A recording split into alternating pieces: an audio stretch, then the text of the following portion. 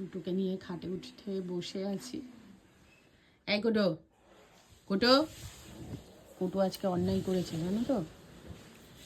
রিন্টু তো নিচে বিছানা করে শোয়ে, এর জন্যই শোয়ে, কুট্টুসের জন্যই শোয়ে, কারণ ও একা একা নিচে শোবে, আর আমাদের তো এই খাটে 4 জনের জায়গা হবে না।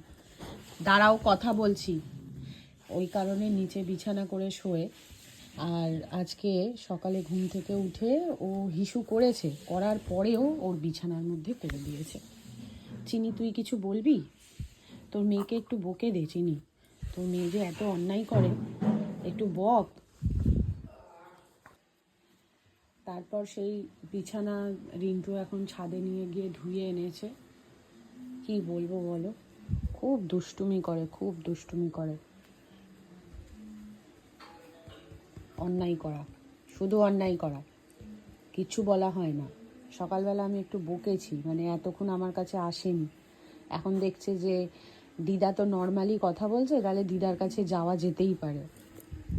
দেখি কি হয়েছে ওখানে, দেখি কি হয়েছে।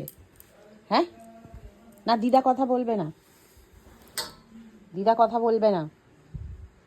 তুমি বিছানার মধ্যে হিসি করে দিয়েছো, সেগুলো এখন শোকাতে কত কষ্ট বলো তো। হ্যাঁ, অন্যায় করা। চিনি, আমার সোনা চিনি, তুমি তুমি আমার সোনা চিনি হও।